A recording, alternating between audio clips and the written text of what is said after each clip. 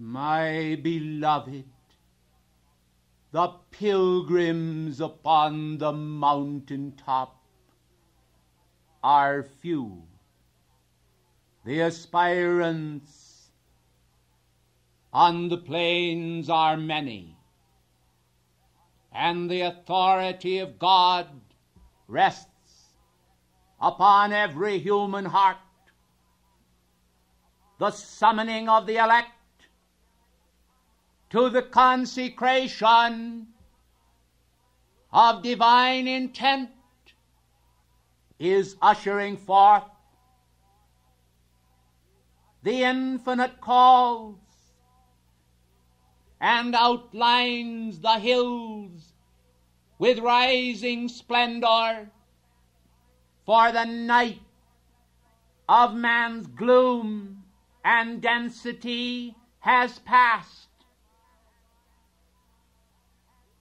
and the morrow dawneth with new hope, when the cup trembles, and the cup of wrath that mankind have fabricated, to which they have contributed in banal ignorance, their attention is now ready to be delivered. Yet the angels of compassion unite with the ascended masters to stay the hand of world karma and say, yet a little while, stay, that men may be quickened into wakefulness. Maitreya summons. The elect have received our banner. The unfurling is at hand. The consummation of God's holy will is required now for every heart who will embrace salvation, for salvation is for all. It is not only for the few, but for the many. Now we come, and around us, surrounding you all, angels with drawn swords of mighty light rays are consecrating themselves to the separation of individual man unto the monadic ideal, to the realm where the oneness of God is recognized and sought after. Hearts hunger and thirst after righteousness, and the infinite universal compassion of the universal Christ is pouring the supplication of our domain into the chalice of mortality, that a quickening may occur, that with this summoning there may go forth into manifestation purity and love and grace and hope, and all that will raise men and lift them into the supremacy of the divine emotion. What is the divine emotion? It is love. What is love? Love is God. What is God, if not ye all, when ye love? And by the ministry of love, we will summon the little children to understand that the Master is waiting for the neophyte hearts to expand, to enter into the gates of compassion, to feel what is happening in the world order, to understand that the tears of the world create a river that would wash away from the moorings of stability mankind drenched in self-pity. The deeds of their own creation have not borne good fruit, yet the mercy of God droppeth from heaven, and kindleth a fire in the consciousness, and our fire approacheth nigh. And behold, the dust that has been raised as the tide of emotion bearing the whirlwind of mortal energy shall be dispersed, for the Lord God consumes all of that which is not the purity of love, of selflessness, by the fire that trieth every man's work through the sacred initiations which are the requirement of this moment. America, awake. World, awake. Individual man, awake. The purposes of heaven that have trembled on the cusp of the ages are now awaiting mankind's acceptance. The pure in heart shall see God. But is purity of heart only for the few? Purity of heart is for the many. Purity of heart is for all. Purity of heart is the requirement of initiation. It is the diligence which frames within the unity of God the reference of the divine ideal, the character of each man which seeks to fashion that man after the divine image, and will not give power or aggrandizement to the mortal image of imperfection. Lay down your lives, then, upon the altar where transformation can take place, for the mountaintop experience is the requirement of this hour, that each man shall enter in consciously to that state of all-knowing where the mind of God can produce in the individual monad the realization of that love of heaven which flows, and that flow can become the breath of reality with the freshness of spring, promising resurrection to men from the dead works that have not borne fruit. I call to your attention that supreme moment when the Master, the Lord Christ, walked before the unfruitful fig tree. At that moment, when he sought to touch with his hands the fruit of that tree, it came to pass that it was barren. And he said, henceforth let no man any more eat of thee forever. When they returned, the disciples noticed that the tree was dried up. And they spake unto him and said, the tree which thou didst curse is dried up. So it shall come to pass that those who shall not avail themselves of opportunity for initiation, that those who consider that they can play at the game of life without understanding the seriousness of divine opportunity, shall find that the divine fruit shall ignore them because they have ignored it. The world is filled with those who say, we have played unto you and you have not danced. I call your attention, children of the light, that the hour of success in the cosmic venture is at hand. For the powers of darkness cannot forever rule over the minds of men, and the power of the light shall break the head of mankind's outer consciousness, even as a coconut when it is cast to the earth with the force of Hercules. And it shall come to pass that it shall shatter, and the milk of divine kindness that is within shall be given to all, and the fruitful cup shall issue forth the power of divine kindness.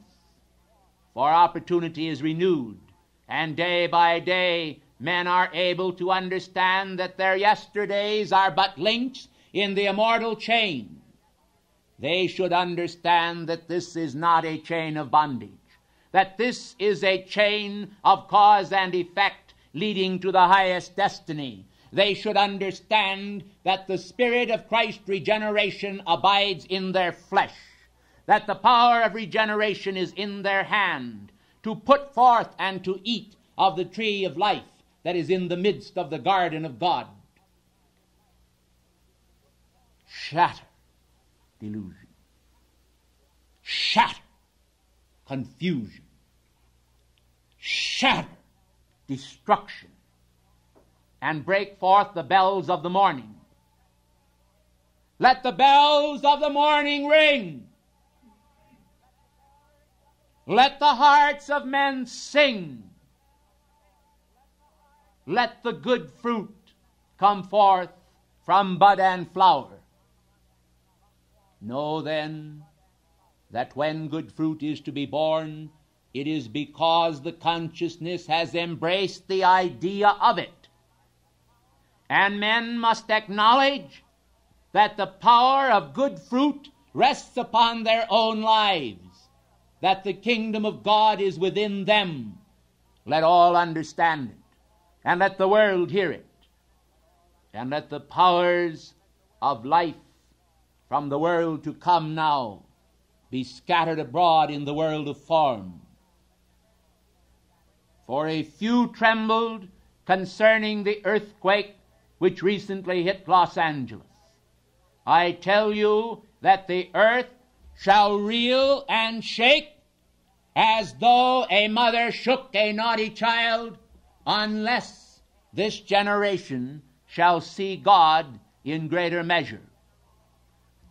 For the cup now of wrath is full, and although God has mitigated it again and again, and although the karmic lords have held it back again and again, and although a similar experience is now being given to the earth that was brought forth in the Atlantean times, I say unto you all that union of hearts must come about, that men must understand the security of that union, that men must understand that they cannot gather grapes of thistles. Let the world then unite as never before behind the power of truth, for the dark forces have scattered the children of the light as chaff before a wild hurricane, and they have done it because men have been easily turned aside from the power of the light. It has taken no more than a fragmentary thought, a whisper, a rumor, and souls long rooted in the power of the Christ have departed to listen to the voices of human inharmony. I say then, let us cut the ties for all time that bind men to a sense of egoism and to a sense of oppression whereby they feel a need to oppress one another. Let all understand the power of freedom is the greatest gift that mankind can have, and there is no higher initiation than the initiation of absolute freedom. For when men give unto others the same freedom that they expect to enjoy for themselves, it comes to pass that the world is raised, and men literally pull themselves up by their own bootstraps. We have seen the blight of riot and ruin in this land. We have seen the blight of the lie and the practice of deceit in this land. We have seen the world trembling to frame new orders of political significance.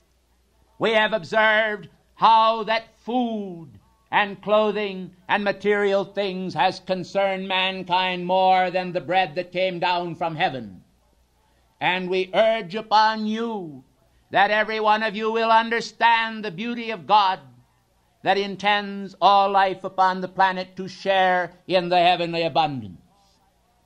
It is meet that order come to this planet, and it does not come because men, out of the storehouse of their bounties, will feed one another material bread while denying to them the bread of the Spirit.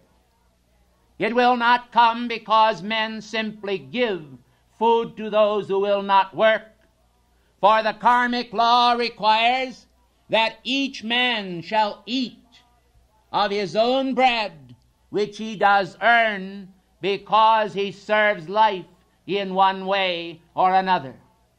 And so while there are those who are infirm and feeble, and while there are those who are caught up in a state of consciousness where they cannot seem to rise out of their own lethargy, there are many who possess power and strength of limb, but not strength of mind, who must now take strength of mind and offer it to God, that they may themselves become overcomers in their own domain, and not constitute a burden upon the world politic. For the world order must understand the laws of karma, that injustice does not exist by reason of the will of heaven, but because mankind have continually thought that they were oppressed by one another. We do not deny that oppressions have existed in the world, but we affirm that those oppressions were not nearly so great as the burden that men have brought upon their own heads by reason of their own failure to understand the law of karma and the infinite law of supply and demand. For every soul that puts his hand to the plow, to plow a straight furrow in this world, can find by the cosmic law of justice and destiny that he will be able not only to enjoy the fruits of his own labor, but will also be able to find the pathway that leads to spiritual abundance, where his soul is no longer dependent upon individuals around him to warm him, to clothe him, to feed him, to supply him with the essence of joy. And therefore now, in the name of Almighty God, I say to the angels that have come with me this night, dispense to these, the children of God, the fruit of our energy. Let them feel a peal of our joy. Let them feel a touch of our hand. Let them feel the glow ray of God, that they may understand that the heavenly intent is to raise them, to free them, to bless them, to keep them guarded, guided, and loved, not only now but forever.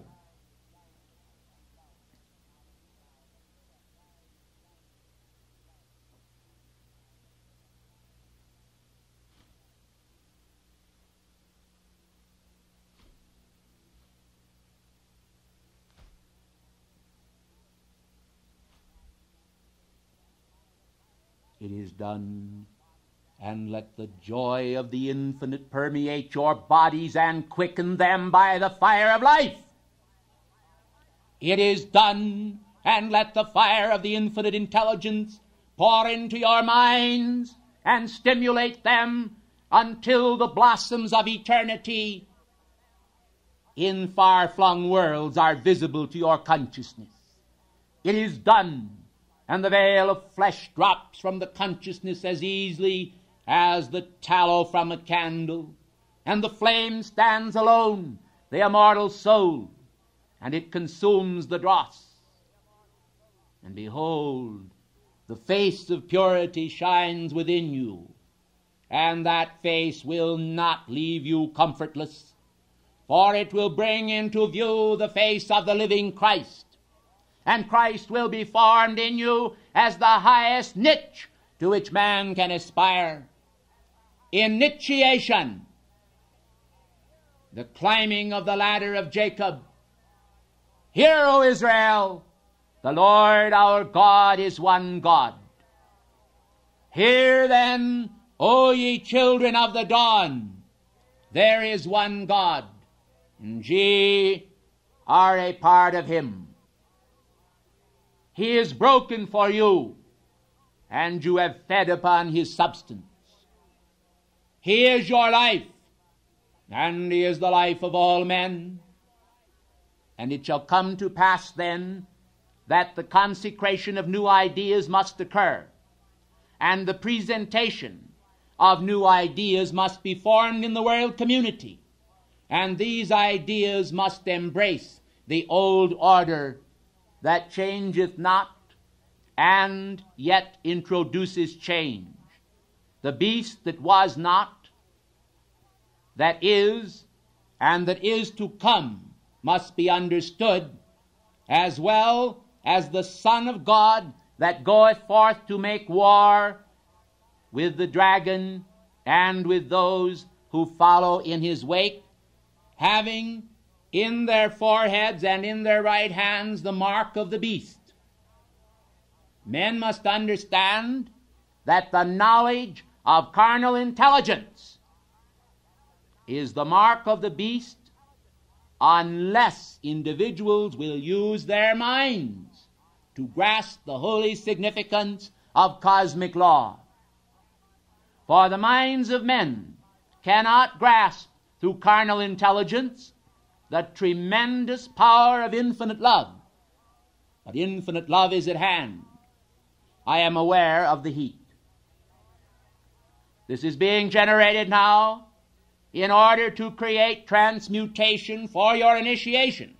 And you will be grateful when this day is past and you see toward the dawn of the Easter celebration the great change that will occur in your countenance and in that which looks within and sees within the holy Christ image traced by the fingers of God upon the fabric of your mind and soul. I am come. I am come. I am come to make you whole. I am come not to gild the soul as one gilds a lily, but to evoke the response of that purity which is trumpeted forth by the lilies of the field, that you will understand the meaning of they toil not, neither do they spin, that you will understand that God worketh in you to perfect his perfect work within you. This is repetitious for a purpose, that you will understand it, that you will grasp the significance of perfection, that you will hold to the fires of life and the necessity of travail, for travail is for deliverance, and the significance of travail is that the beauty of the dawn then is great as it is contrasted with the midnight hour. Let men understand initiation as the means to rising, as the means to raising consciousness, as the means to assimilating the purity of the law. It is not so.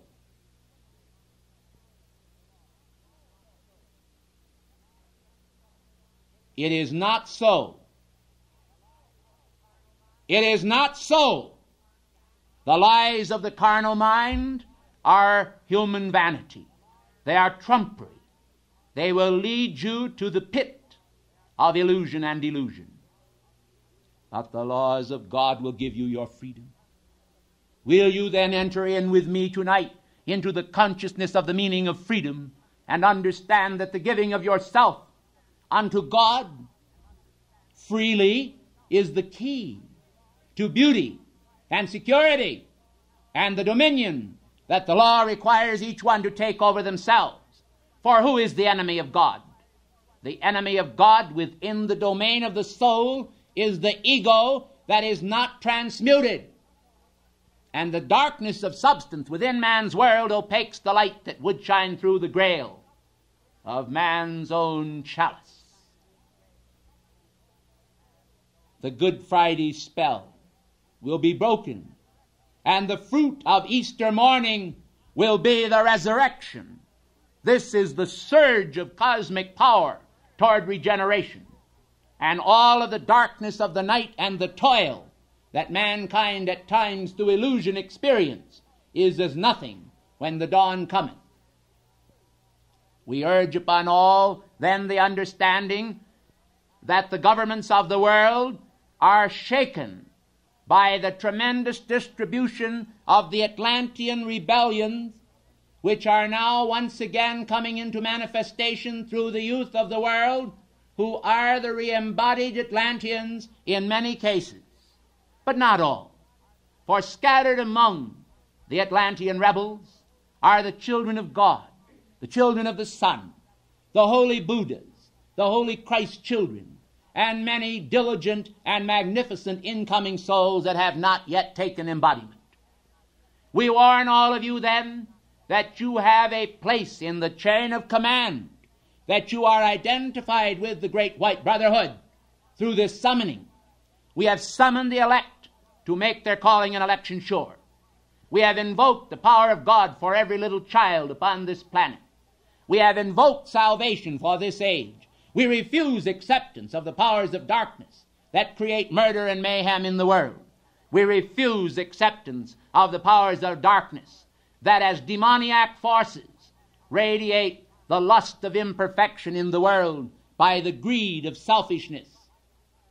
We demand the invocation of the Christ within every child upon this planet.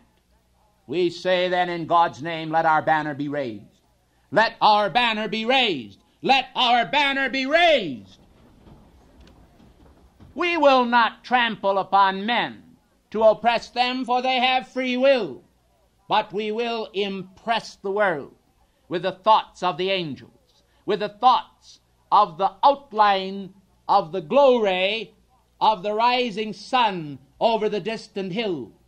We will show forth to the world that new hope is born, that the sun of radiance is rising within human consciousness, and that the power is even now being summoned from the four corners of the world to reverse the tide of man's negative magnetism. I say to you that your beloved Saint Germain has already fabricated the first early beginnings of a new release of unparalleled strength through the International Resource Conference to be held in San Francisco and Los Angeles. You will be amazed when you see the unity of the divine purpose as it is released to the nations of the world, when men are taught to summon their resources in a reversal of all that banal darkness which is presently oppressing mankind. For salvation is personal, but it is also universal. For the Christ comes to every man individually per se, but he also comes to the world. And as a thief in the night, he takes away and catches up those souls who love him and will keep his commandments into that great cloud of witnessing and glory, whereby the world itself shall also be saved and regenerated, as those very souls that bear witness to the truth return with him to the world to manifest the beauty of the law. As Enoch the seventh from Adam said, "Behold, the Lord cometh with 10,000 of his saints to execute judgment upon the ungodly. And therefore it shall come to pass that judgment shall be to restore to all men the former state of universal righteousness. And this is no robbery, for there is not a soul, according to karmic law, who can escape the fruit of their doings for good or for ill. And therefore let all understand that redemption and the redemptive process will take place. It is illumination that the age requires. Salvation is automatic when men have illumination. For when men know the law and are not ignorant of it, they will pursue the path to God as though they were wild in stampede, to find him, to find at the end of the rainbow that potential which men have said is the pot at the end of the rainbow.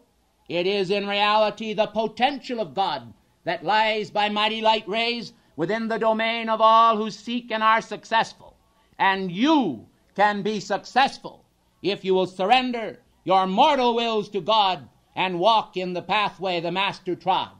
This is the initiation that will make of you one mighty body, that will move in the family of nations and grow and expand your limbs as you add to your number daily such as should be saved and in the vanguard of those who will save mankind by becoming the vehicles of the Christ consciousness in the world.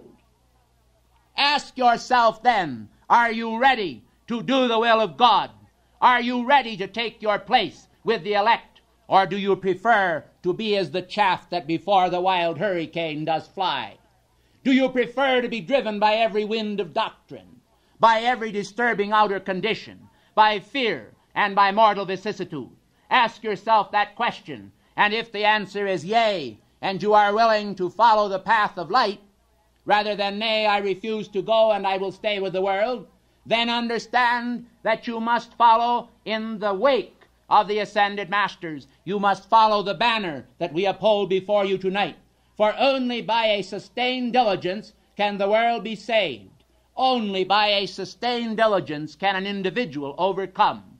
For mastery comes not easy, albeit St. Germain has said that the sense of struggle makes the struggle. I assure you one and all that as individuals understand and grasp the principle of surrender to God, they will find that God surrenders to you. I have given you a great mystery. It is up to you to ferret it out to its fullness. In the name of Almighty God, I call to the angels of initiation that are with me to convey into the world of form the beauty of holiness, the love of God, the power of brotherhood, and the sustainment of the torch of freedom. O Spirit of the resurrection, flame in these thy children. O Spirit of the resurrection, consecrate their lives anew. O Spirit of the resurrection, make them many, not few. O Spirit of the resurrection, love them free. O Spirit of the resurrection, expand, expand in thee. Peace to the world. Peace I give. Peace to the world. By peace I live. Peace to the world, and freedom too, for the many and not the few. Will you heed my words this night, and hold those words close to your heart?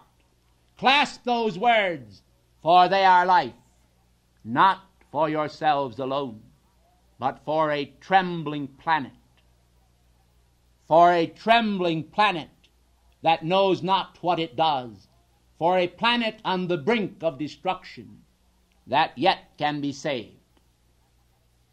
In the name of the Christ of the ages, and by the banner of our illumination flame, I, Maitreya, salute you.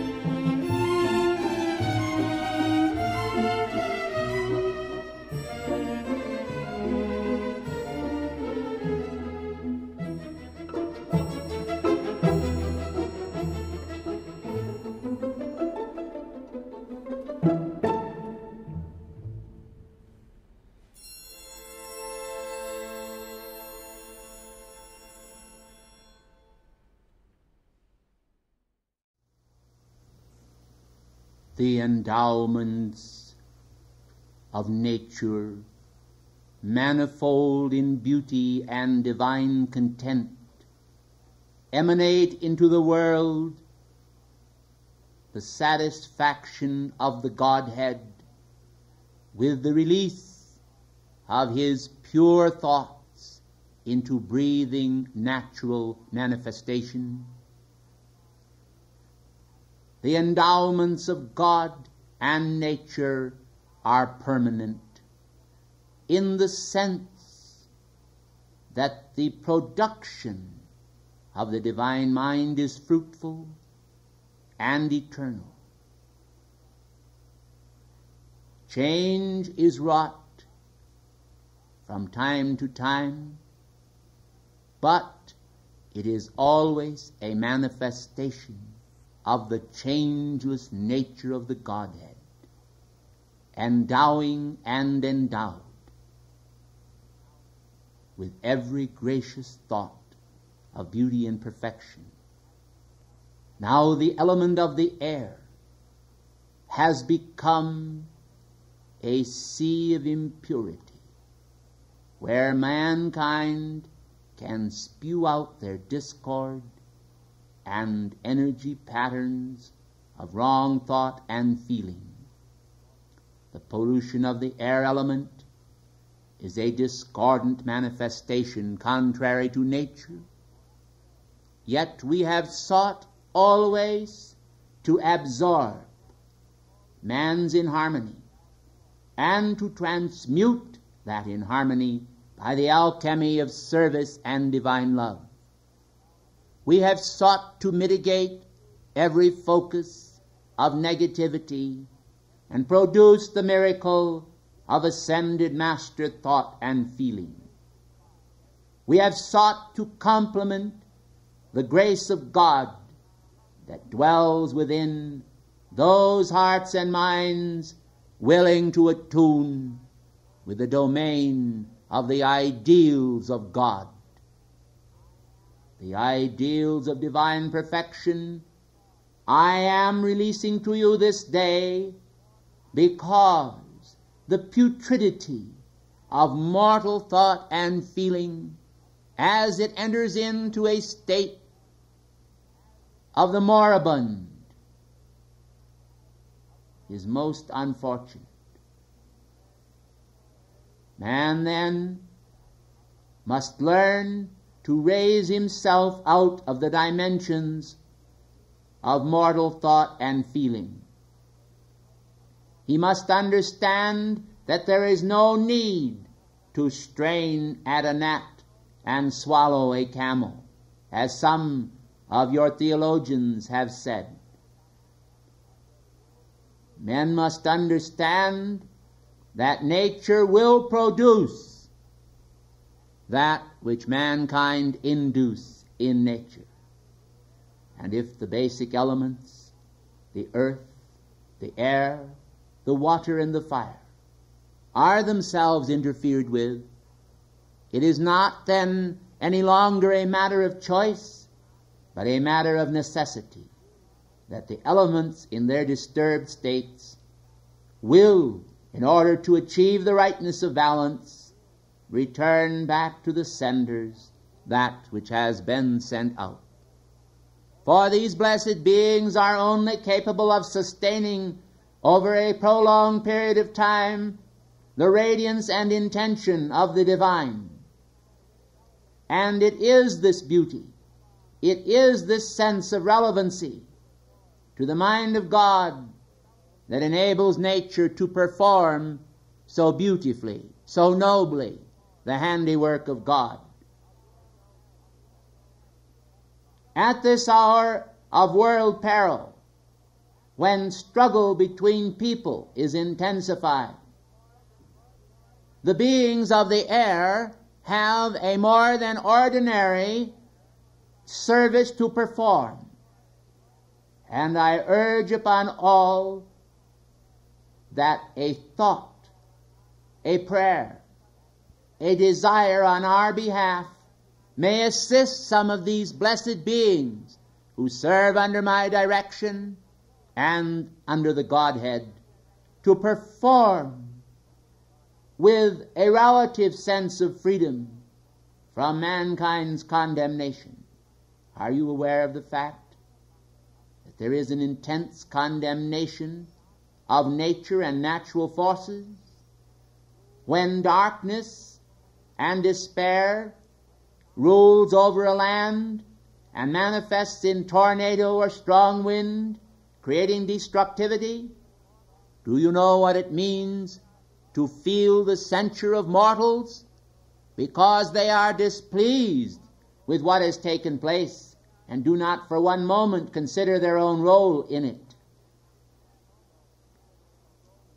Again and again we have absorbed, again and again we have blotted up the dark, tarry substance of mortal thought and feeling, taking the poison of that into our own bodies, into our own beings, and transmuting it by the power of the great light of God. With the approach of Easter and the advent of all that is locked within the meaning of the resurrection, we are aware of the necessity of complementing mankind in his thoughts on the resurrection, of inducing in man a greater awareness of his divine self and a greater measure of attunement with the beings of the elements. But unfortunately, men are not, in the main, too prone to believe in us, too quick to accept our reality. They are inclined to consider us as non-beings or figments of men's imaginations. Oh, they believe that God controls nature. This they accept well enough, many of them. But they do not understand that the God who controls nature through us, whom he has framed and created and made in order that he may exercise his control through our service to life. And this exchange is no robbery. It is a flow from the Godhead out to the periphery of life, where natural manifestation does take place. Let your hearts then not be troubled this day about the accumulation of mankind's discord. For Lord Maitreya, together with beloved Meta, the daughter of Sanat Kumara, and your beloved Raphael of the Archangelic Kingdom, have performed an act of tremendous service for the mankind of this planet, and have agreed to take into their own beings mankind's discord and the accumulation thereof for the past 72 hours,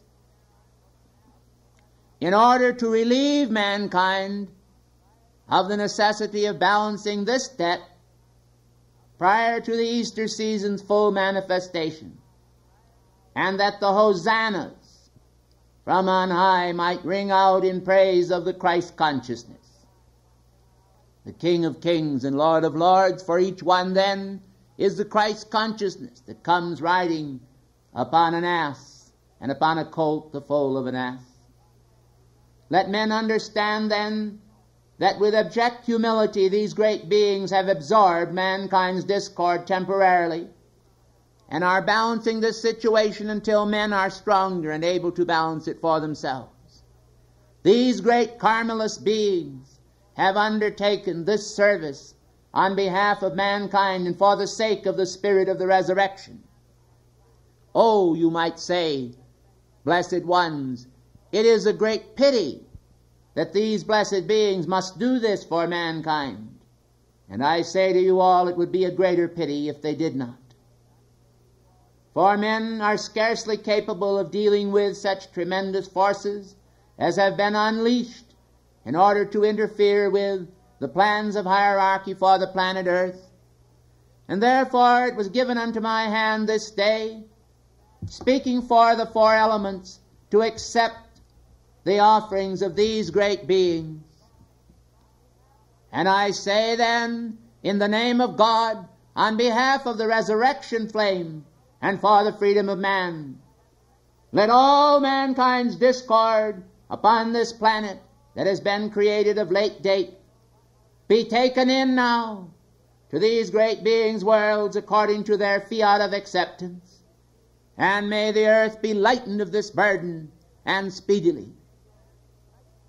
By way of interpretation, we make known that they have not agreed to accept that beyond this point in time.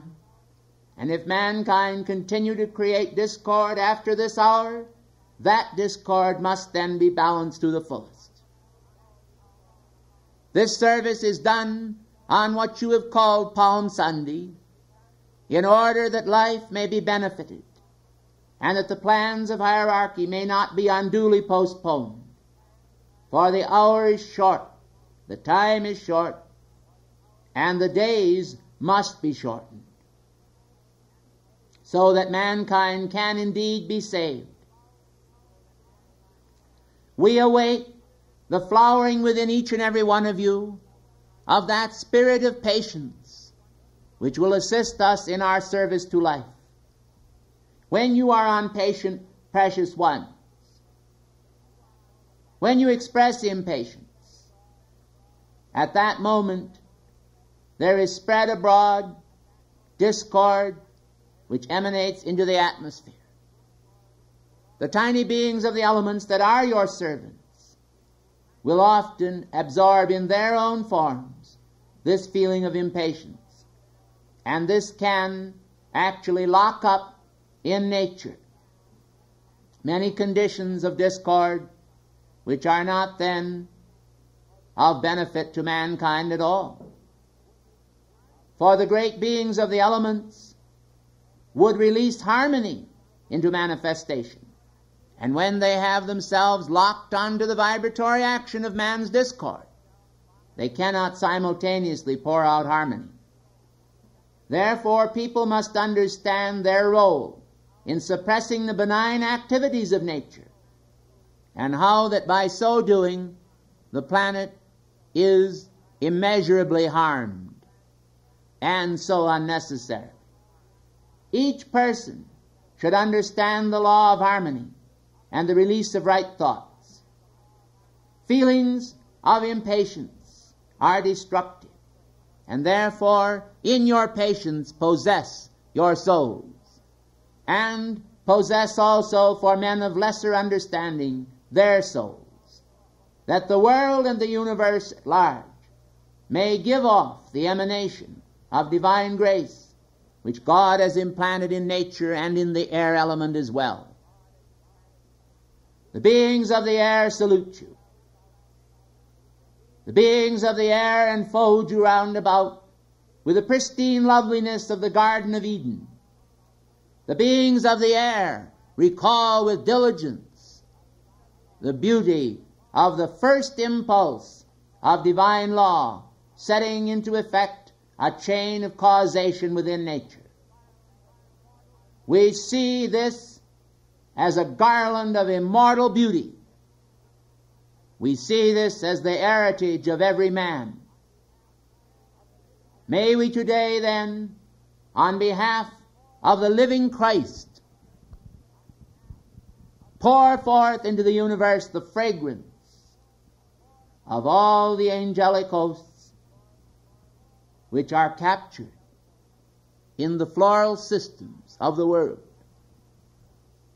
May your hearts and minds be perfumed, your emotions stilled, your thoughts made holy, and in all things may you sense victory as it approaches even in the darkest hour. On behalf of the hierarchy of light, and for the beauty of this season, and freedom for the elementals, the beings of the elements, we salute you and express to you our love. Peace be unto you.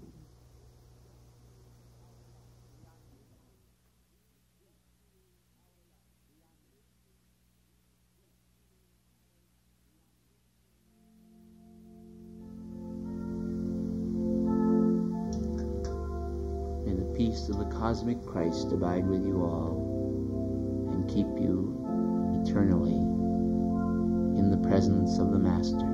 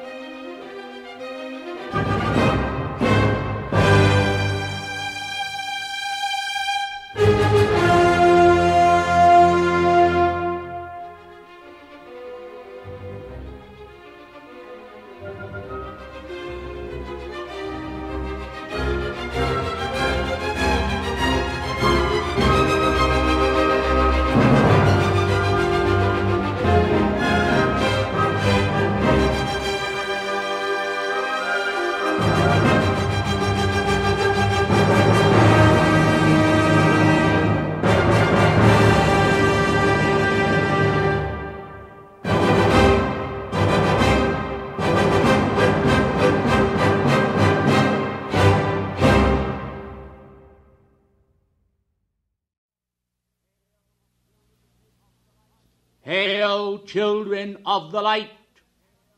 Mid sun and frolic, the providence of nature has provided the magnificent cosmic assistance to all the outpicturing of natural order before all men, that their eyes are bedimmed with tears of self-pity and regret, has opaqued the view, and they are not able to see that which so beautifully is drawn of the divine handiwork to mankind.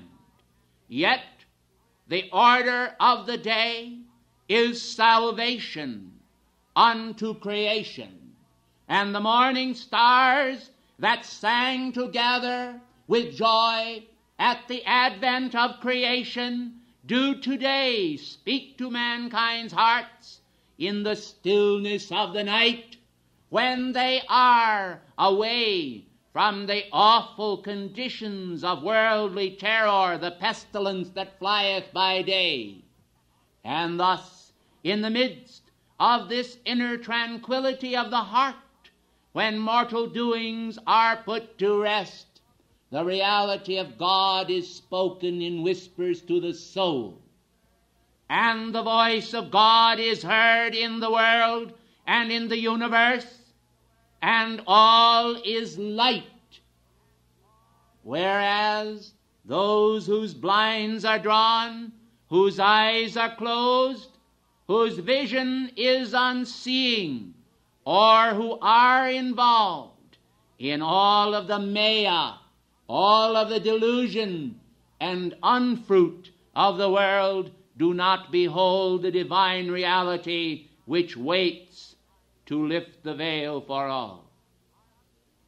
Men themselves, gracious ladies and gentlemen, are of the opinion that all power is vested in the deity, and that he alone can decide the propitious moment when the curtain that opaques the beauty of divine conditions will be raised. Not so, I say, in God's name. The power and the free will is vested in mankind, and so long as they will insist upon having their own way and dwelling in the doldrums of mortal thought and feeling, just so long will they continue to manifest those opaquing conditions which have not brought them happiness and freedom.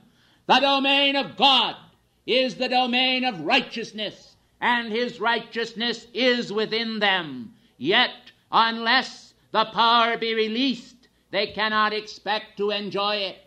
The same is true, I say, to the scientists of the world, many of whom will not understand me, with the secret of the atom. Until the unleashing elements were brought together according to the laws of the critical mass, it did not happen that there was a release of the power of the atom. And the power of the first atom, the power of the Christ, is not released until men are ready to do the will of God and to insist that they shall no longer continue in the domain of unthinkingness and unfeelingness, where the conditions that use their mind as a trampoline are indeed discordant manifestations without hope and without purpose. Now then, behold the essence of the cosmic purpose. Behold the beauty of the divine. Behold the healing rays of light that are pulsating throughout cosmos, that contact and reach the smallest, tiniest elemental or builder of form, and observe how that the tiniest elemental or builder of form is able in good faith to draw forth the divine idea from the mind of God and to create according to the universal life plan as God has envisioned. No impeding condition then can possibly intrude between the natural order of the divine thought and the natural order of the divine manifestation in nature. Yet nature has, because of the imposition of man's thoughts and feelings, accepted the pressures of those thoughts and feelings and manifested thorn, thistle, storm, and outer conditions of inharmony. Yet I call to all men's attention this day. Deliverance is at hand every day. Men wait as though the forces of nature were themselves standing in abeyance until some great cosmic timetable should be fulfilled. I tell you, and I tell you truly, that the word now is the day of salvation. Today is the day of deliverance, can become the fiat of liberation to the earth and the universe and to each individual expression of the divine idea. For when individuals understand that law, they know that there is no impediment that has any power whatsoever to deter them here and now from manifesting the light that God has planted within the force field of their thoughts and feelings deep within. They understand then that the fountains of the deep and the well springs from on high are dispensed to them and await the moment of their triggering by faith, when they can say, I will have no more of you. Outer conditions cannot command my life. I am a child of the light, and the light shall flow, and no outer conditions shall assert themselves whatsoever. The light is my life. I live in the light, and I am the light. And the light shall fulfill its power and fiat to shine in the darkness and disperse it. It shall chase it to the uttermost parts of the universe, and never shall it be any more, for the light, the light, the light, the unfailing light is my joy.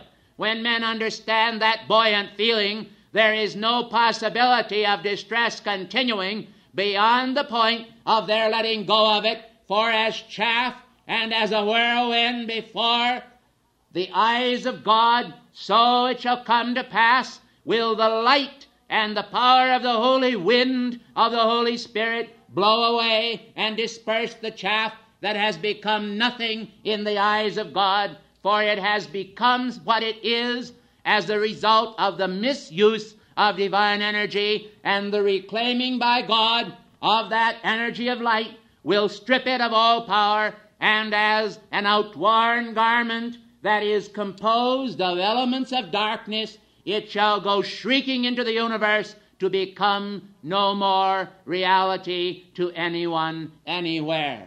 And thus God does himself provide the means and full measure of mankind's freedom and liberation here and now. Therefore, O mankind of the world, why will ye tarry, and why will ye list? Why will ye list to the voices of damning despair that cause mankind to stand beneath a weight of mortal condemnation, the condemnation that they have framed in their own consciousness, which they have accepted, and whose pressure does deliver them from the light into the clutches and toils of the evil ones, who know not what they do, or who know full well what they do, but whose days shall be shortened by a divine decree. We are of the opinion today that the light of God that never fails can fulfill everyone's fondest wish if they will only understand it and accept it in their feelings and replace those pressures of outer conditions and outer thoughts of limitation with the powers and dominions of the divine realm. The divine realm interpenetrates the physical realm. In fact, you might say, precious ones, that the domain of mortality is like a little grain of sand that has adhered itself to the surface of the sun in much the manner that a gondola car fastens itself to a blimp and is floating in the universe, suspended, as it were, before the eyes of all. The question then is, shall this grain of dust become the grain of beautiful, radiant gold that composes the sun itself, or shall it manifest no longer as a grain of dust, but now become muddied by human tears until it becomes a little grain of mud? Men must understand that they can either use life today as a doorway to infinite precipitation of universal ideals, or they can sweat and toil according to mortal ideas and pull themselves down into a sea of human tears and frustrations where they do not understand the meaning of life at all. And less of life is given to them in fulfillment of the cosmic law, that to him that hath not shall be taken away that which he hath, and to him that hath shall be added. Let men understand then the law of abundancy, the law of universal buoyancy, the law of fulfillment, whereby a life stream, any individual upon this planet whom God has made and whom God loves, can, through the acceptance of the perfection of the universal within themselves, precipitate into manifestation the fullness of the universal hands of the healing Christ. Do you know what this means? Do you understand it? That you can become joint heirs with Christ through actually today in the world of form serving as a divine cooperator and joint heir, holding your joint sonship in perfect idealism and reality before God. When individuals say, as we frequently hear them do, but I am not ready, I am so afflicted by outer conditions, my limitations are many, and I am not perfect at all, it causes us a considerable amount of pain in a sense that we feel for them. Yet I hasten to assure you that we do not actually distress ourselves about it, because we know what is acting. Yet when this acts in man's world, it cuts him off from the perfection of the presence and from the perfection that he would like to have but has not yet manifested. Understand then, O mankind of earth, that the power of the first ray is given today to all who will accept it, to cast aside these senses of mortal limitation and surrounding karmic compass, which causes man to actually resemble a ball of mud, for the accumulation of misqualified substance does indeed make that grain of sand of the individual to become a ball of mud baked in the sun for one moment and then again washed away by a sea of tears and distress and outer conditions. We, together with the ascended masters, would make and create the glimmer of the lightning flash, the blue lightning flash of universal love that will split asunder that ball of mud and transmute that substance and liberate the God flame within you, that shall then, as it will in all, pulsate with the magnificent perfection that beats the heart of the universal I Am presence in the heart of the great central sun, that beats the heart of every ensouling deity within every sun system in manifestation anywhere, that will liberate a child, a baby, a rose, and any substance that grows or manifests into the divine stream of universal affection, where God can clothe it with the swaddling garment of His holy light, and therefore invoke out of it the essence and purity of its original thought in His mind. Now I know full well that there are many individuals in the universe who have repudiated the deity. They have not waited for His repudiation of them, which has not been forthcoming, because the sword that they have precipitated and that hangs over their head hangs on a karmic thread. And the law does witness that mercy drops to the earth below and brings to them the gentle rain of abstaining mercy that waits until there is fulfilled certain karmic requirements called the law of opportunity. When men in ignorance then take the name of the Lord their God in vain, when men in ignorance deny that it is He who makes the rain and the sun and the smile of universal happiness, it is their own lack of joy that confesses not the beauty of the divine moments captured in the mind of God as His love for His children. They understand not then the meaning of devotion, and wallowing in self-pity one moment, and in the next in a sense of fear of nihilism, they do not understand the meaning of reality. For reality escapes them, and it flees away from them, and it is no more. And they stand alone and without sustainment, and they stand in a hopeless state, which is not the will of God. For death is more to be desired than this condition, and yet death flees from them. I tell you, precious ones, to be quickened and alive with the seed of God within is to live in a sense not of sin, but of freedom, a freedom that will win all of life everywhere for you. For God, you see, desired from the beginning not to withhold creativity from manifestation, but because He said, it is not good to be alone, I will make many to enjoy creation with me. And thus was created in the Elohim the power to create, and thus was created creation. And thus, when God saw this, He said, I will give to all my seed, that all may equally enjoy the flame of my power. And mankind said, all men are created equal. And it was not so, for they did not understand that although they were created equal, they themselves had destroyed the equality of that creative moment for themselves. And thus they entered no longer into a state of equality, and their hearts were distressed for a lack of equality. And they did not understand the law, and the universe itself fled from them, and the mountains fled, and the seas dried up, and reality disappeared, and all things were blotted into nothingness and nihilism and distress. And in this condition they said, where am I? Who am I? And it came to pass that there was no answer, and it was as though a dead tree blowed in the wind, and the branches thereof were whitened and bleached as dead men's bones.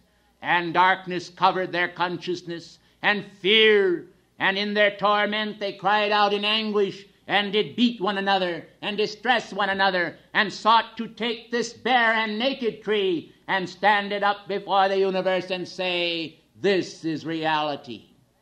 I say then to all, let man understand that he must strip himself of all of the fraud that has entered his consciousness, all of the masquerading intent that as a philosophical meandering has caused him to wander in the deserts of self, that he must strip himself of illusion, and then the universe will answer his call with a voice of thunder, and he will understand, I am the Lord thy God that has brought thee out of the land of bondage. I am the Lord thy God that giveth thee life. I am the Lord thy God that endeth all strife. I am the Lord thy God, thy light and hope. And he will understand as the echo of that voice comes through the great mountain fastnesses that compose his own reality, the echo of God within. Lo, I am because thou art. And he will understand the link between the small, finite microcosm and the infinite power of the macrocosm. And he will see reality not as fleeing away, but as approaching heartbeat by heartbeat, moment by moment, sustainment by sustainment, until at last a God is born, a God descending, flaming fire through the atmosphere, coming to the earth and carrying the fiat of Almighty God. Lo, I am come to do thy will. I am thyself in action, O God. I go forth as the babe, as the Christ man. I go forth as little Samuel saying, Speak, Lord, for thy servant heareth. I go forth to obey. I go forth to do God's will. I am come to fulfill destiny, not dust, to fulfill life and trust and purity and all things that men love and ought to love. And behold, it shall come to pass that the sun that shines and the birds that sing and the hope that sings in the heart shall impart to every man a permanent breath of reality, as the odor of narcissus or roses in spring, as the soul on the wing rising to heights unknown and glorying in that rise. This is the beauty of the universal surprise of which Jesus spake in that new book, Dominion. I say then, eat the words of that little book, that it may become in thy mouth sweet as honey, and trust God to heal the bitterness in thy belly of action, that thou mayest become in all things the triumphant Christ, for you were called to the highest calling, and all men were, and I wait the release at Eastertide of the enormous power of all of the great cosmic lords who will speak and who will grace this focus here. I am Hercules, Lord of the first ray.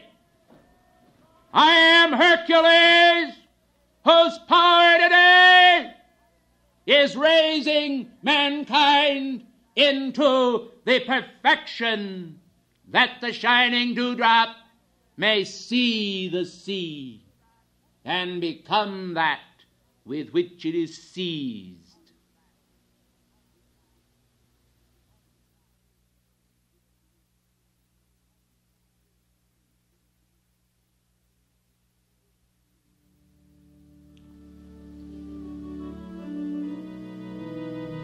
May the shield of universal compassion go before you,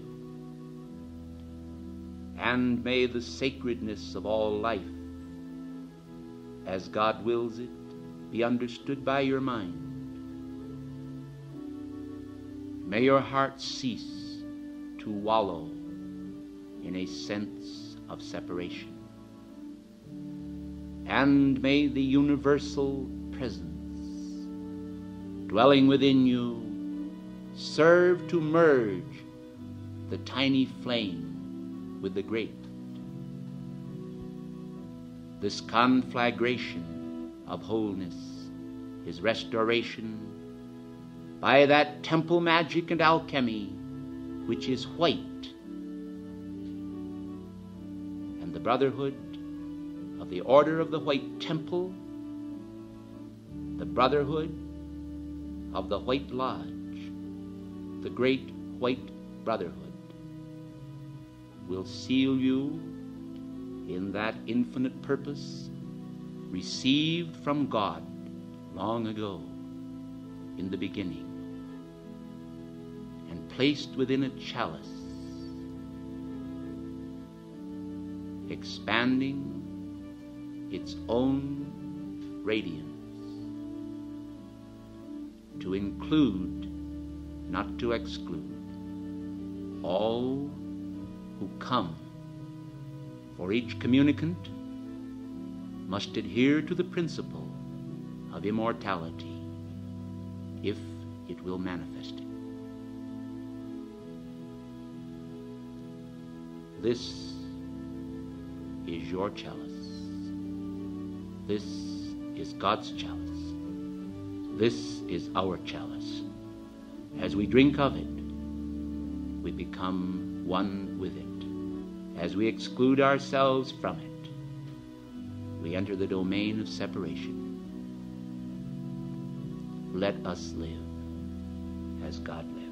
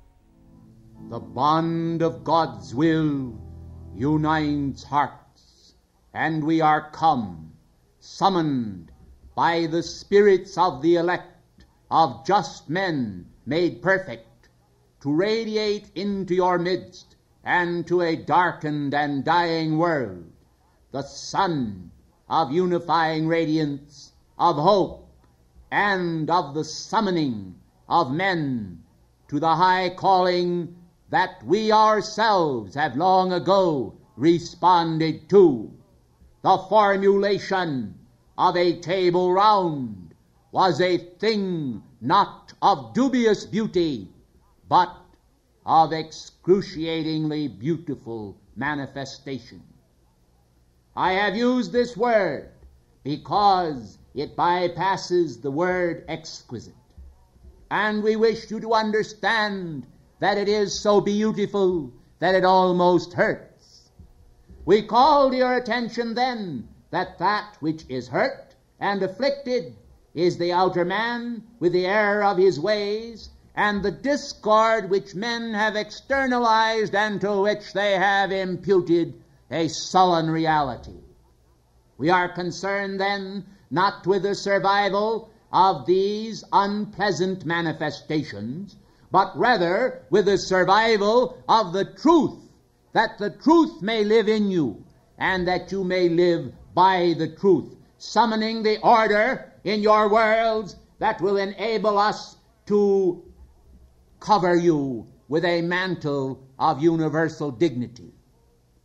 Universal dignity is the same whole cloth which has covered every erot and made him to understand how that the beauty, the transcendent beauty, governed by universal law, that has beckoned him onward through the darkened areas of the cosmos, has led him to a place where all is pure light.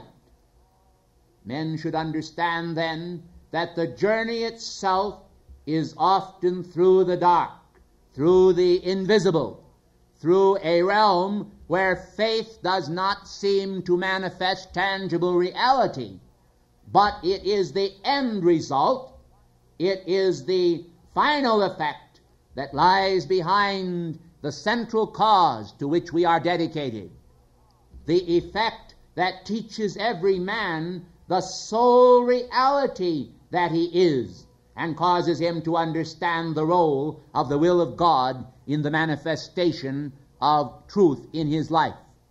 The will of God is not only good, it is necessary for the completion and purification of an individual monad, and the summoning of the elect is in response to the will of God. Now I do not deny that the will of God from time to time may cause men to tremble, because in effect we are dealing here with that which bypasses a limited capacity, a finite measure. Therefore, individuals must always consider that ahead of them lies the domain of greater beauty than that to which their eyes are accustomed. Strange sights, then, may manifest when men evoke light, for light will reveal that which is hidden, not only in the lives of others, but also in their own lives, so that they may bring forth for transmutation the darkened manifestations which they have in effect concealed for centuries. When these manifestations come forth into the light, it is not to expose their ugliness to view, but so that they may reckon with that which has manifested and understand that it must no longer hold sway in their world. Therefore, they will take steps to see to it that this energy is released back to the heart of the great central sun for purification. And they will see to it that in its place in their world a structure rises which is able to teach mankind how they may outpicture a greater measure of universal grace. Thus, men are all teachers and are all leaders, for all men lead something, and something follows all things. Yet, when men understand the law more completely, they will not wish to be at the tail end of the line, with one poor little chela following behind. Alas, they will wish instead to lead the millions, for the further along an individual is, the closer he is to the throne of reality and the central will of God.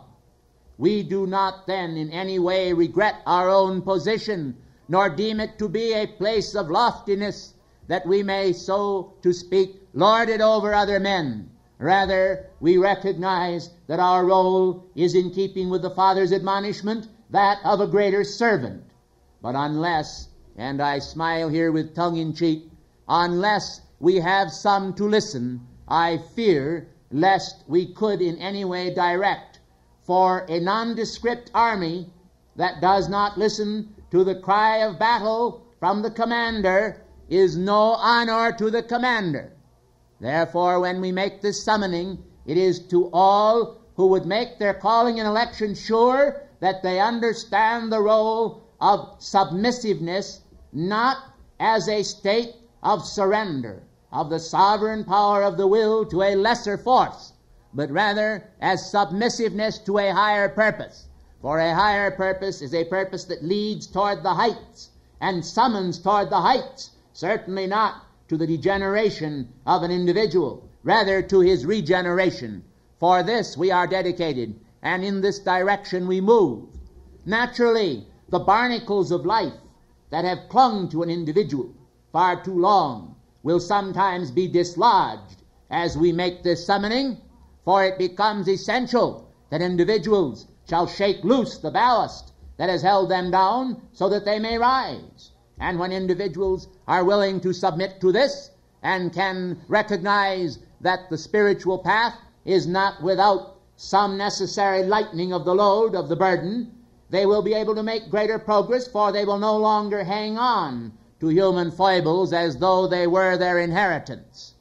For after all, your inheritance is freedom, and freedom comes when you are free from impedimenta, when you are free from the dangers of the psychic world, when you have created a new hope and are able to recognize that that which you have created was also created for you and lowered into manifestation as a gift to your presence and from your presence to your outer self. The dimensionless realm is then above the realm of dimension, and if men would aspire to the infinite, they must master the finite, for the finite can and will submit to the infinite when men understand that it is the requirement of the law that they shall summon infinite power to govern finite manifestation. At first, this may seem a bit obtuse, but thought upon it will quickly bring into manifestation for ye all. And I think this is not above ye all, but is something that all can understand.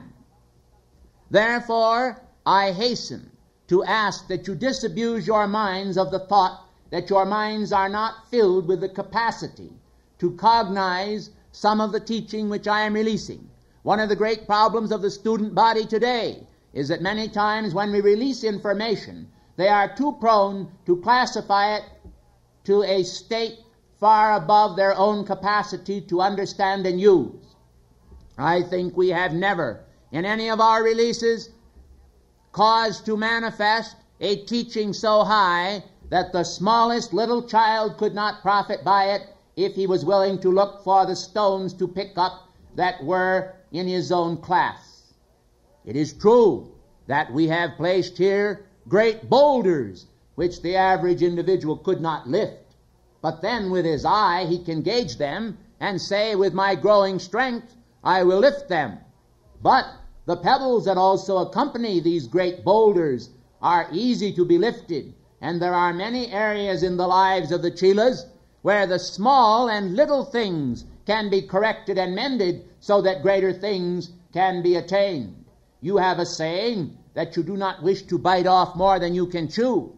Well, blessed ones, you ought to chew that which you have bitten off then, if you have been so careful to do it that way. And I think if you will chew it and will understand that by doing it you are nourishing your souls, you will recognize that all things are possible to you in bite sizes. Now I hope that you will sink your teeth into this, for if you don't, I fear lest some of you will bite your own tongues, because the law itself is a law of great diligence, and this law cannot be flaunted lightly by mankind who have left other causes and set their hand to this plow. This plow is to plow a straight furrow, that all men may see the power of this example.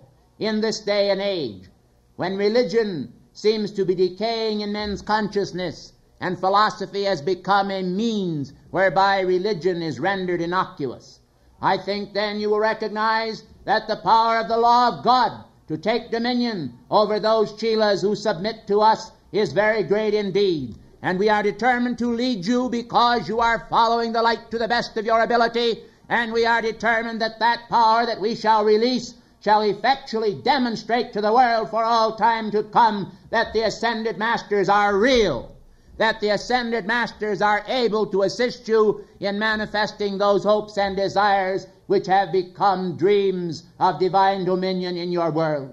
You desire God to take dominion in your world, and He bounces the ball right back to you, and He says unto you, listen unto me, my children, for I have given you spiritually the power you need to manifest dominion over your world, and my law is in your hand and heart to do. Now then, when God sends this ball right back to you and saith unto you, do my will, it means just that. It means that you have the power to do His will. And if you will accept that, you will be free indeed. For God will work through you and serve through you. And you will understand that God also lives in you. And then, of course, He will not seem so far from you. And the masters will not seem so far from you. And the possibility of our stepping through the veil will not seem so remote in time. For you will see that one of the greatest means to which the masters can step through the veil is to step through into manifestation in your own lives. For then it would scarce mean a great deal of difference if you manifest the very same ideologies that we do and the same powers that we do. It cannot be long before you will also be where we are. And therefore, what difference will it make whether you step through the veil to us or we step through the veil to you? Do you see? I trust that this understanding is vouchsafed to you this day, for it is an important but previously moot point. In the name of Almighty God, I thank you, and I say, where the masters lead, let men follow, for we have overcome death. We have overcome desultory manifestations and the lures of the world, and we stand today as your mentors and guides, hoping that the torch we extend you will never allow to go out, but will permit to permeate your world as thought, word, and deed in manifestation until the whole wide world understands the dominion of the ascended masters and the power of the Christ infinite to work the wonders of all eternity in time right where you are. In God's name, I, Elmoria Chohan of the first ray, salute the flame of God's will within your heart.